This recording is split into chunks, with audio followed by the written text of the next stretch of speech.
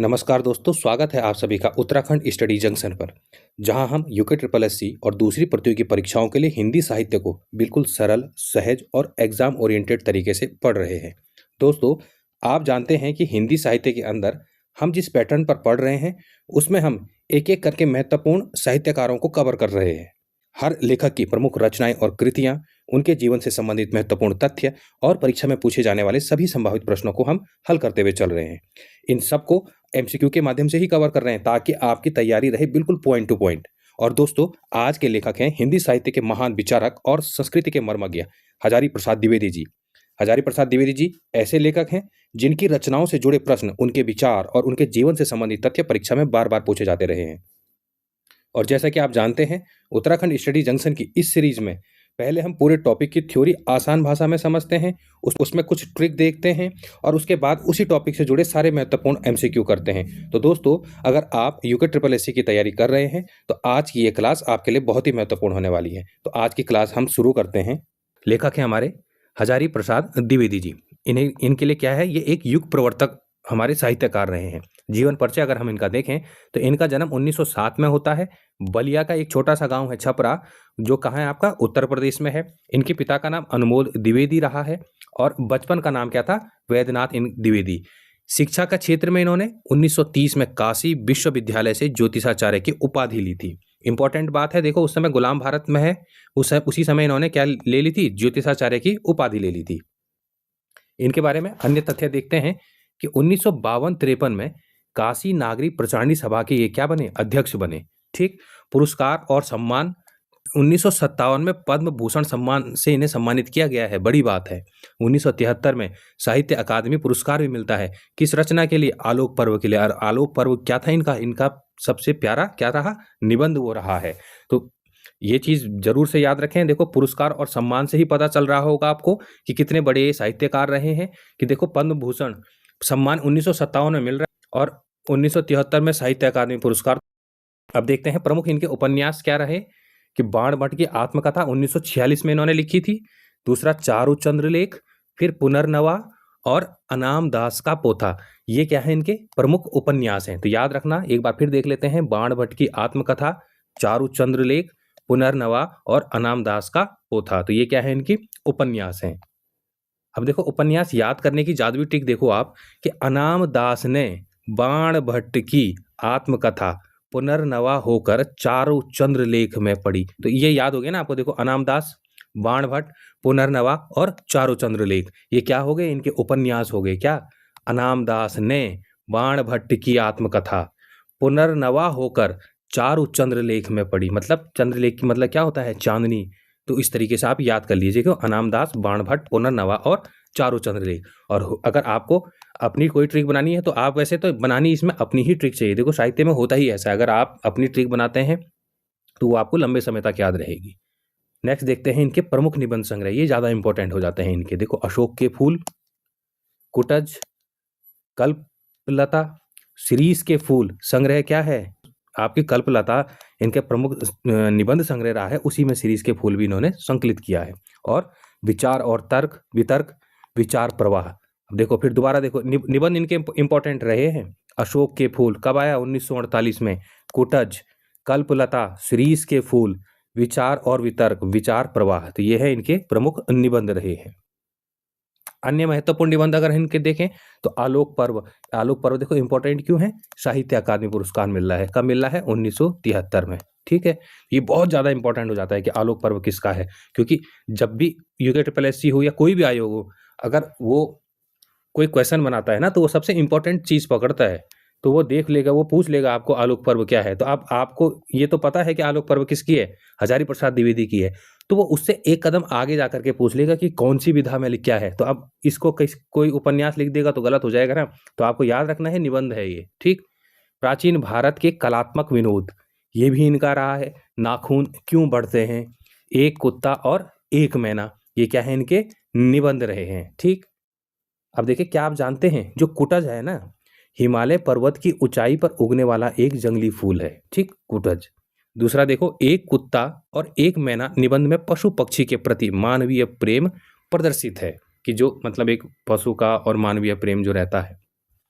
तथ्य क्या है कि जो शिरीष के फूल है ये ललित निबंध संग्रह कल्पलता से लिया गया है। तो ये क्या है? शिरीष के फूल। सुना भी होगा आप लोगों ने, शिरीष के फूल कई बार आया भी है। देखो फिर जो क्यों रहे हैं उसमें आया है। आप यूपी के जो टीजीटी पीजीटी के जो पेपर रहे हैं उसमें हिंदी वाले में तो बहुत इंपॉर्टेंट है हजारी प्रसाद द्विवेदी जी, इसलिए वो यहाँ भी हो जाता है। क्योंकि आयोग में जो पेपर सेट करते हैं ना वही टीजीटी पीजीटी इनके पेपर भी सेट करते हैं। आपके सीटेट के, आपके जो जितने भी ये आपका डीएलएड के, इनके सब के करते हैं। तो उनके दिमाग में रहती हैं ये चीज़ें कि कौन सी चीज़ें कहाँ पूछी जा रही है, कैसे पूछी जा रही हैं, वो क्या पता। अब जब उन्होंने देख लिया कि Hazari Prasad Dwivedi UK triple SC के उसमें भी हैं तो वो ये भी पूछ सकते हैं कि भाई शिरीष के फूल जो निबंध है किसका है। तो ठीक है, तो आपको इस तरीके से पढ़ते हुए चलना है क्योंकि सिलेक्शन आपको लेना ही लेना। अब देखते हैं आलोचनात्मक ग्रंथ एवं इतिहास। देखो सूर साहित्य इन्होंने लिखा, आलोचनात्मक ग्रंथ रहा। कबीर, कालिदास की लालित्य योजना, हिंदी साहित्य की भूमिका, हिंदी साहित्य का उद्भव व विकास, क्या रहा? आलोचनात्मक इनके ग्रंथ रहे। दोबारा देखो एक बार, सूर साहित्य, कबीर, कालिदास की लालित्य योजना, हिंदी साहित्य की भूमिका, हिंदी साहित्य का उद्भव व विकास। ठीक है, अब देखो आलोचना जो इन्होंने करी है, जितने आलोचनात्मक इनके ग्रंथ रहे हैं उनकी ट्री देखो। कबीर और सूर ने कालिदास के साथ मिलकर हिंदी साहित्य की भूमिका और विकास पर चर्चा की। तो ये एक दो लाइन है, सारे के सारे याद हो गए आपको। ठीक है, एक बार फिर देखिए आप, कबीर और सूर ने कालिदास के साथ मिलकर, ये तीनों के नाम आगे देखो, कबीर, सूर और कालिदास। कबीर और सूर ने कालिदास के साथ मिलकर हिंदी साहित्य की भूमिका और विकास पर चर्चा की। क्या हो गया? इनके आलोचनात्मक ग्रंथ हो गए। देखो कृ, सूर साहित्य, कालिदास की लालित्य योजना, हिंदी साहित्य की भूमिका और उद्भव और विकास। इस तरीके से याद करते हुए चलना। नेक्स्ट देखते हैं समग्र कृतित्व और देहावसान इनका क्या हुआ, कब हुआ? कि हजारी प्रसाद द्विवेदी ने की ग्रंथावली में 11 खंडों में विभक्त है। ठीक है, पूरे जो इनकी आपकी वो है ना ग्रंथावली, इसमें 11 खंड है। ठीक है, पूछा जा सकता है कि कितने खंड है, तो 11 खंडों में विभक्त है। देहांत देखो कब हुआ है इनका? 1979 में, 1979 में। कहाँ हुआ? दिल्ली में इनका निधन हुआ। अब देखो परीक्षा उपयोगी तथ्य, आप देखो कि जन्म कहाँ हुआ? बलिया में 1907 में। याद रखना, इंपॉर्टेंट क्यों हो जाता है 1907?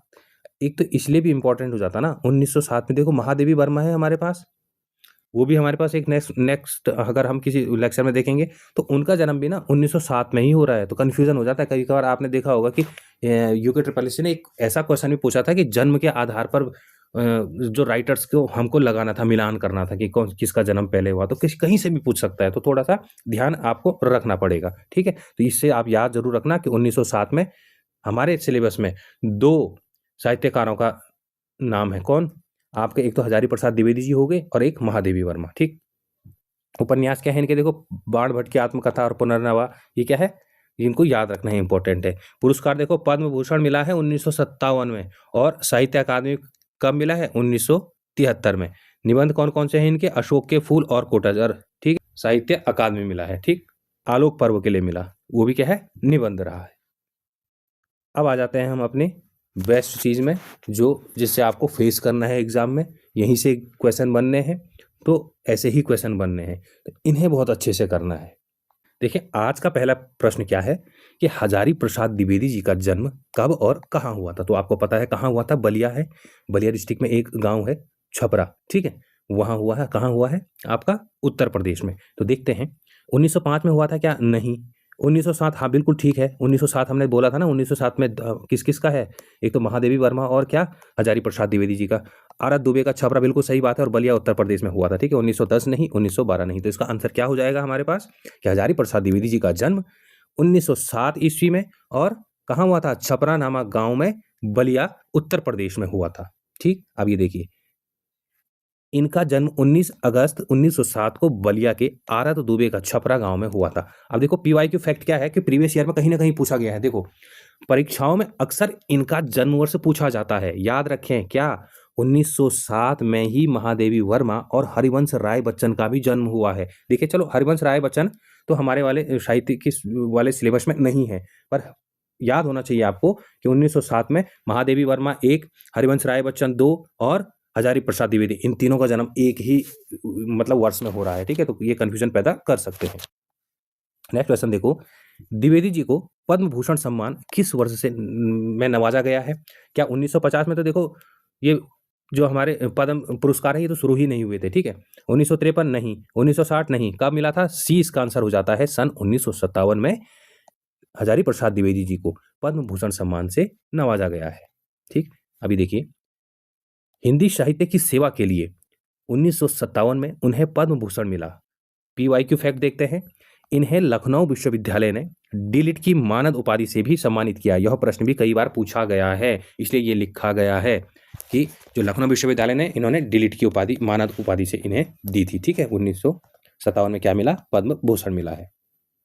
नेक्स्ट क्वेश्चन देखो, बाण भट्ट की आत्मकथा द्विवेदी जी की किस विधा की रचना है? अब तो यही पूछा जाता है ना, आपने देखा होगा, अपने प्रीवियस ईयर भी देख रहे होंगे आप कि अब क्योंकि हमारे पास राइटर कम है तो उनके जिस चीजें पूछी जा चुकी हैं, अब उनको वो सीधे पहुंच गए हैं कि विधा बताइए। तो बाण भट्ट की आत्मकथा क्या है? यह है आपका ऐतिहासिक, क्या है उनका? उपन्यास रहा है। क्या है बाण भट्ट की आत्मकथा? क्या है? उपन्यास है। ठीक, अभी देखें कि यह 1946 में प्रकाशित एवं कालजयी उपन्यास है इनका। पीवाई के फैक्ट देखते हैं कि दर्जनों बार आया है। इसमें बाण भट्ट, निपुणिका और भट्टिनी के पात्रों के बारे में पूछा गया है। देखो, इस बार यहाँ पूछा जा सकता है, यूपी में तो बहुत ज़्यादा पूछा जा रहा है ये। ठीक है, क्या कि बाण भट्ट 1, निपुणिका 2 और भट्टिनी के पात्रों के बारे में पूछा गया है। पूछा जा सकता है कि भैया जो आपकी बाण भट्ट के आत्मकथा है, इसमें कौन कौन से कैरेक्टर हैं? तो बाण भट्ट तो रहे हैं, निपुणिका और भट्टिनी ये पात्र इसमें रहे हैं। नेक्स्ट क्वेश्चन देखते हैं, हजारी प्रसाद द्विवेदी जी के बचपन का नाम क्या था? तो हमने क्या देखा था? वैद्यनाथ द्विवेदी। इसका आंसर हो जाता है आपका बी, वैद्यनाथ द्विवेदी क्या था? हजारी प्रसाद द्विवेदी जी के बचपन का नाम था। ठीक है, मूल नाम इनका यही था। अब देखते हैं पीवाई की फैक्ट क्या है। व्योमकेश दरवेश नाम से इनकी जीवनी, ठीक है, व्योमकेश दरवेश नाम से इनकी जीवनी विश्वनाथ त्रिपाठी ने लिखी है, जो हिंदी साहित्य की एक बहुत महत्वपूर्ण कृति मानी जाती है। तो आपको याद रखना है, कभी पूछ लिया जाए कि व्योमकेश दरवेश नामक जो जीवनी है ये किस राइटर पे लिखी गई है, तो आपको पता होना चाहिए ना। हाँ, क्योंकि अब ये इन्होंने नहीं लिखी, ठीक बात है, हमको पता है, पर है तो इनसे ही रिलेटेड ना, तो क्यों ना हम ये फैक्ट भी याद करते हुए चले कि जो व्योमकेश दरवेश नाम की जो जीवनी है वो हजारी प्रसाद द्विवेदी जी पर लिखी गई है। अशोक के फूल का प्रकाशन किस वर्ष हुआ? अभी हमने देखा है, ऊपर देखा था कि जिसका प्रकाशन हुआ 1948 ईस्वी में हुआ। किसके? अशोक के फूल। अब देखिए, यह इनका पहला ललित निबंध संग्रह है। क्या है? पहला ललित निबंध संग्रह है। पीवाईक्यू फैक्ट देखो, इस निबंध में द्विवेदी जी ने कहा है, अशोक का फूल आज भी उतना ही सुंदर है जितना 2000 वर्ष पहले था। यह पंक्ति क्या है? परीक्षाओं में पूछी भी जाती है कि अशोक का फूल आज भी उतना ही सुंदर है जितना 2000 वर्ष पहले था। किससे संबंधित है? किस राइटर ने लिखा है? तो किसने लिखा है? हजारी प्रसाद द्विवेदी ने। नेक्स्ट देखिए, अब मॉडरेट क्वेश्चन आए। अभी तक हम क्या देख रहे थे? बहुत इजी लेवल के क्वेश्चन देखे हमने। अब देखते हैं, देखो, द्विवेदी जी ने ज्योतिषाचार्य की उपाधि कहाँ से प्राप्त की? क्या शांति निकेतन बंगाल से करी? नहीं। काशी हिंदू विश्वविद्यालय, बिल्कुल सही बात है कि इन्होंने कहाँ से करी? 1930 में कर ली थी। 1930 में, 1907 का इनका जन्म है।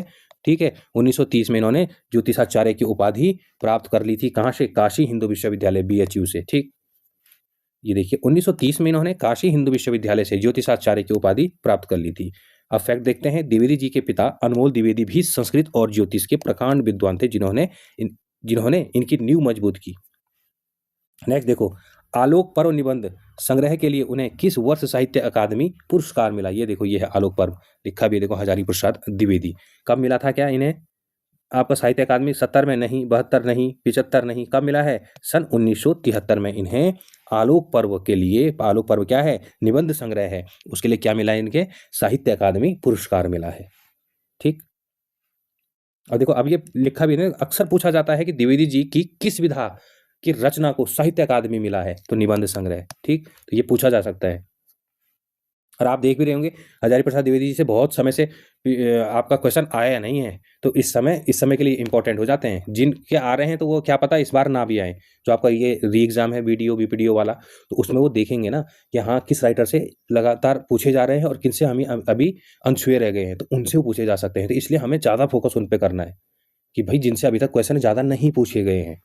अगर अगर पूछे गए दोबारा और आपने पढ़े हुए हैं तब तो ठीक है, पर अगर जैसे जो राइटर है, जिनको बिल्कुल अनछुए राइटर है, कि जिनको कम पढ़ा जाता है या जिनको कम पढ़ रहे हैं हमारे मतलब उत्तराखंड वाले, अगर वो उन्हें पढ़ ले, आप लोगों ने जैसे पढ़ लिया, तो आपको इतना पता चल गया कि हाँ, आपके 1 या 2 नंबर सिक्योर हो गए हैं। ठीक है, नेक्स्ट क्वेश्चन देखो, द्विवेदी जी की माता का नाम क्या था? तो क्या था? श्रीमती ज्योतिषमती देवी था। ये तो चलो, ये तो नहीं भी पूछा जाएगा, ऐसा नहीं पूछते हैं यहाँ वाले, पर थोड़ा पता होना चाहिए। नेक्स्ट क्वेश्चन देखो, सूर साहित्य किस प्रकार की रचना है? क्या ये काव्य संग्रह है, क्या ये कहानी संग्रह है, क्या ये नाटक है? पहले तो कहीं पूछ लिया ना सूर साहित्य किसका है, तो सूरदास मत कर देना, ठीक? करेंगे कहीं देखो अब तुक्के मारने वाले इसी में करते हैं और 1 नंबर कम हो जाता है। तो ये काव्य संग्रह है क्या? नहीं, कहानी भी नहीं है, नाटक भी नहीं है। क्या है? इनका आलोचनात्मक ग्रंथ रहा है, ठीक? अब देखो द्विवेदी जी ने सूरदास के वात्सल्य और श्रृंगार का ऐसा चित्रण किया है कि उन्हें वात्सल्य रस का सम्राट सिद्ध करने में बड़ी भूमिका निभाई है, ठीक है ना? इन्हें क्या कहा गया? वात्सल्य रस का सम्राट कहा गया।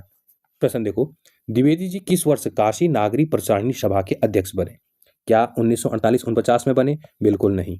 क्या 50-51 में? नहीं। कब बने थे? 52 और 53 में। तो इसका आंसर क्या हो जाता है? सी। 1952-53 में काशी नागरी प्रचारिणी सभा के अध्यक्ष कौन रहे? तो आपके हजारी प्रसाद द्विवेदी जी रहे।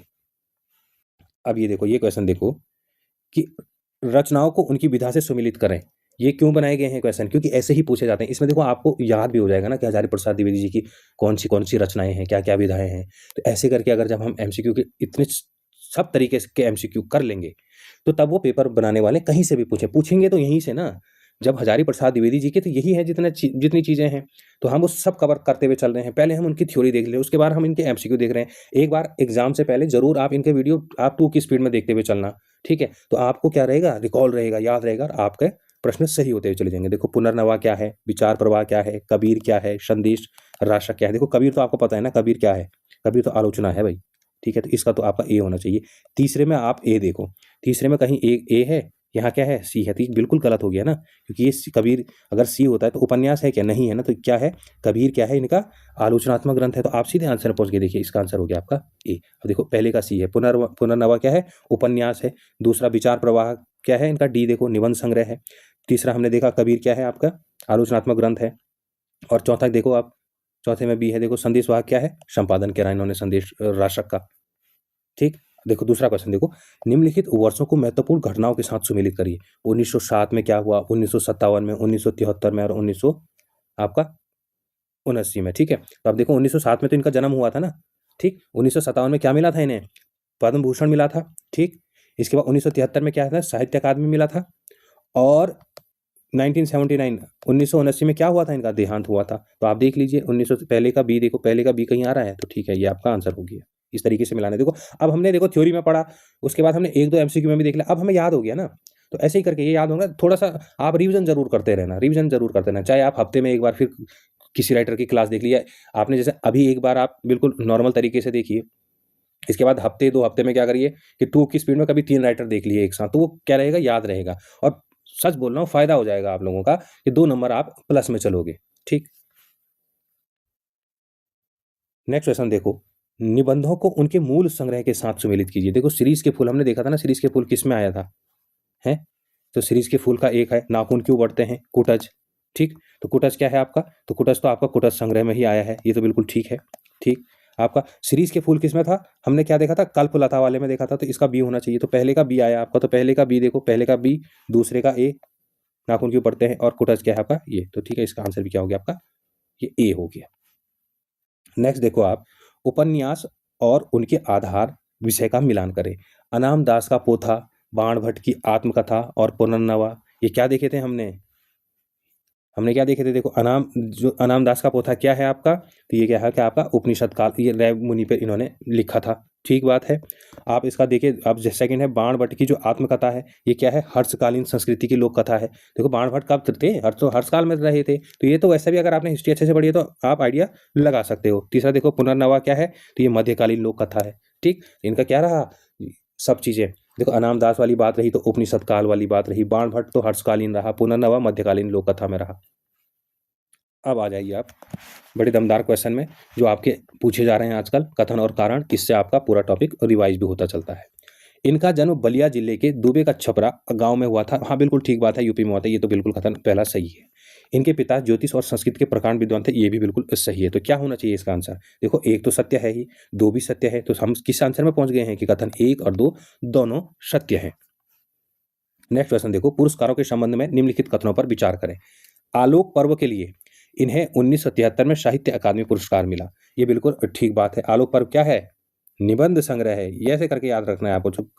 पूरी चीजें दिमाग चारों तरफ दौड़ना चाहिए कि आलोक पर्व की बात हो गई तो आलोक पर्व में ही आपको 3-4 चीज आ जानी चाहिए याद कि आलोक पर्व मतलब हजारी प्रसाद द्विवेदी 1973 में साहित्य अकादमी पुरस्कार मिला है, ठीक है, ऐसे करके।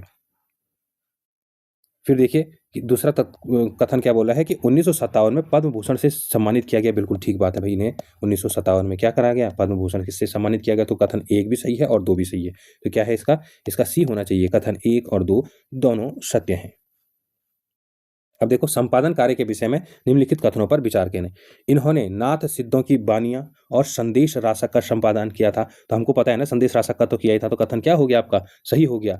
संक्षिप्त पृथ्वीराज रासो भी इनके संपादन में प्रकाशित हुई। तो ये भी बिल्कुल ठीक है, पूछा जा सकता है। देखो पृथ्वीराज रासो, तो अब दिमाग में आएगा चंद्रबरदाई वाला ऐसा सीन, तो वो तो है नहीं राइटर हमारे पास। तो हमें इन्हीं राइटरों में पता है ना कि इनमें से किसने इनके इनके नजदीक नजदीक कुछ ना कुछ लिखा है। तो संक्षिप्त पृथ्वीराज रासो का संपादन किसने करा, ये भी हजारी प्रसाद द्विवेदी जी ने करा। तो क्या हो जाएगा इसका आंसर, सी हो जाएगा। देखिए कि दोनों कथन क्या है, सत्य हैं, कि इन्होंने नाथ सिद्धों की बानियां और संदेश रासक का संपादन किया और संक्षिप्त पृथ्वीराज रासो भी इनके संपादन में प्रकाशित हुई है।